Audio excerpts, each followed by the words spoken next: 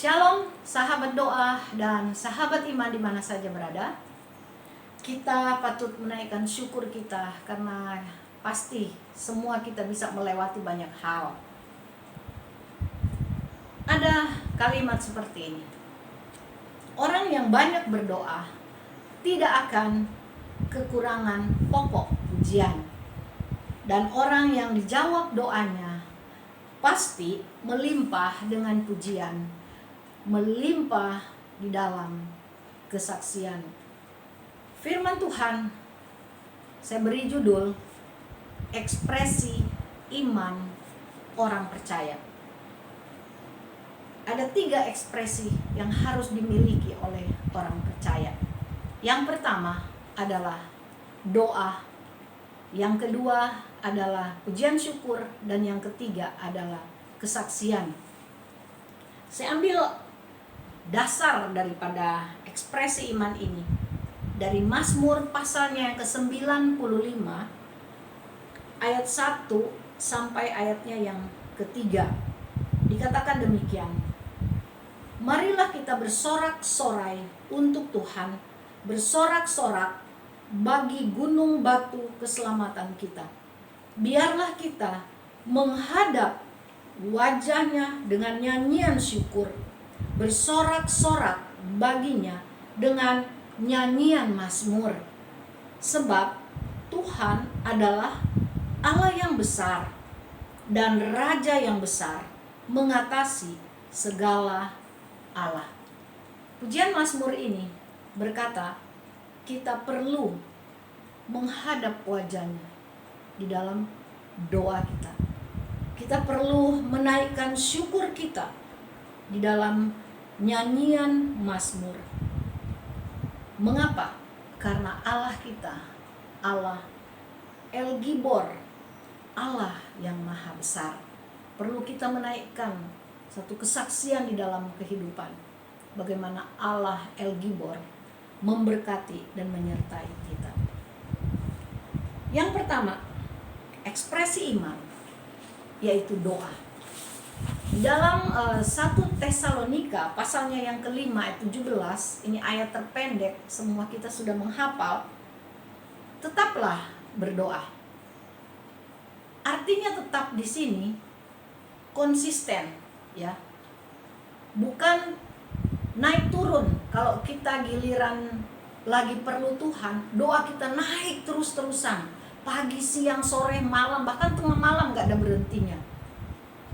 Kita terus naikkan doa kita. Tapi kalau kita ada di dalam sukacita, ada di dalam berkat Tuhan, bahkan mungkin kita merasa kita nyaman, aman, turun kesetiaan kita di dalam berdoa. Turun ekspresi kita di dalam kita berdoa.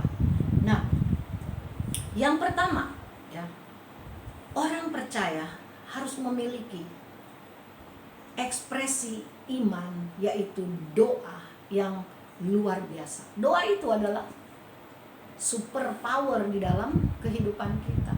Satu kekuatan yang bisa membangun kita adalah doa. Doa memang hampir semua berkata itu adalah percakapan kita dengan Tuhan. Ada lagi yang berkata doa itu merupakan sarana untuk mendapatkan pertolongan Tuhan pada waktunya. Ada juga yang berkata bahwa doa itu adalah berbicara dengan Tuhan tentang semua hal. Hal yang kita perlu atau hal yang tidak perlu, kita perlu sampaikan kepada Tuhan di dalam doa. Tapi ada hal juga yang perlu kita ingat, bahwa doa itu merupakan senjata kita untuk melawan iblis, ya. Kita tidak punya kekuatan untuk melawan kuasa gelap. Kita tidak punya kemampuan, kesanggupan, cuman Tuhan yang mampu. Dan itu sudah dibuktikan di dalam firman Tuhan. Bagaimana Tuhan dapat mengalahkan segala godaan, tipu daya iblis. Sahabat doa dan sahabat iman, ada survei yang saya lakukan ketika saya bertanya kepada beberapa teman-teman. Saya berkata, mengapa kita perlu menaikkan doa kita setiap waktu? Mereka berkata, karena itu memang kebutuhan. Tapi kalau saya bertanya, perlukah kita menaikkan doa kita setiap waktu? Ada yang berkata tidak harus. Dan saya bertanya, mengapa tidak harus? Dan dia berkata, Tuhan itu Allah yang Maha Tahu. Satu kali saja saya sampaikan doa permohonan saya, pasti Tuhan itu ingat. Padahal ya, bukan itu yang dimaksud. Memang benar Tuhan itu bukan seperti manusia pelupa yang memorinya terbatas ya. Tapi Tuhan ini, Tuhan yang adalah Allah kita, Tuhan yang luar biasa, Tuhan El Gibor di dalam Mazmur 95, Tuhan Allah yang besar, Raja yang besar, mengatasi segala Allah. Ketika kita berdoa dan datang ya, dan di dalam konsisten kita ya kepada Tuhan, di dalam cara kita berdoa meminta kepada Tuhan, di sana iman kita akan bertumbuh. Itulah saya katakan ini satu ekspresi iman kita adalah dengan kita berdoa, rajin berdoa, tetap berdoa, setia berdoa ya. Yang kedua, ekspresi iman, pujian syukur. Apakah kita perlu menaikkan pujian syukur kepada Tuhan? Sahabat doa dan sahabat iman, ingat baik-baik, kita ini adalah ciptaan. Saya selalu tidak berhenti berkata bahwa contohlah atau teladanilah Abraham. Abraham ketika dia menaikkan doa syafaat untuk Sodom dan Gomora, karena di sana ada Lot keponakannya. Dia berkata kepada Allah.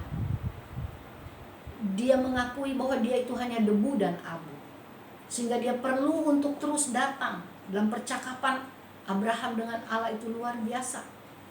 Abraham ingin supaya Sodom dan Gomora itu diselamatkan, dan Allah memberitahukan kepada dia apa yang harus dia buat dan kerjakan. Walaupun ada hal yang disampaikan oleh Abraham tidak sesuai, tetapi pujian syukur dari Abraham itu selalu ada di dalam mulut Abraham. Dia mengakui bahwa Allah itu penciptanya, dia hanya debu dan abu ya. Orang percaya yang menaikkan pujian syukur dengan tulus pasti ada kerendahan hati di dalam kehidupannya. Tapi kalau ada orang yang menaikkan pujian syukur hanya pura-pura saja, ketika datang tantangan atau ketika datang persoalan, kita akan lihat orang itu tidak akan kuat. Mengapa? Karena dia tidak sungguh-sungguh memuji Tuhan, dia tidak sungguh-sungguh berharap kepada Tuhan. Sahabat doa, sahabat iman, saya ingin kita untuk selalu ada di dalam pujian syukur kita kepada Tuhan. Mazmur 103 ya. Mazmur 103 ini merupakan pujian syukur yang dinaikkan oleh Raja Daud, raja yang luar biasa sibuk. Di dalam Mazmur 103 ayat 1 dan 2 dan 3 ya, 4 dikatakan ya, pujilah Tuhan hai jiwaku, pujilah namanya yang kudus, hai segenap batinku. Pujilah Tuhan hai jiwaku, dan janganlah lupakan segala kebaikannya. Dia yang mengampuni segala kesalahanmu, yang menyembuhkan segala penyakitmu. Dia yang menebus hidupmu dari lubang kubur, yang memahkotai engkau dengan kasih setia dan rahmat. Perhatikan ekspresi iman yang disampaikan oleh Raja Daud. Dia menaikkan pujian syukur dari jiwanya, dia naik kepada Tuhan. Ketika orang jiwanya diambil oleh Tuhan, habis ya. Ketika mulutnya dikatakan tidak bisa berbicara ya, ketika mulutnya pun bisu, tidak bisa berkata-kata. Tapi kalau jiwanya itu hidup, dia mampu itu ekspresikan di dalam kehidupannya. Itulah Daud berkata, pujilah Tuhan, hai jiwaku, hai segenap batinku. Seseorang yang hidup bukan karena matanya berbinar-binar, bukan karena hidupnya itu membawa satu keharuman, tetapi karena batin dan jiwanya itu memuji dan memuliakan Tuhan ya. Dan dikatakan mengapa Daud harus memuji Tuhan? Karena Allah mengampuni dia, Allah mengampuni dosa-dosanya. Sahabat doa dan sahabat iman, mari kita juga perlu untuk selalu memuji Tuhan, selalu bersyukur kepada Tuhan, selalu menaikkan ya ucapan-ucapan yang memuji dan memuliakan Tuhan.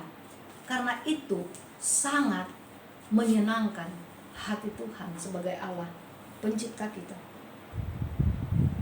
Yang ketiga, ya,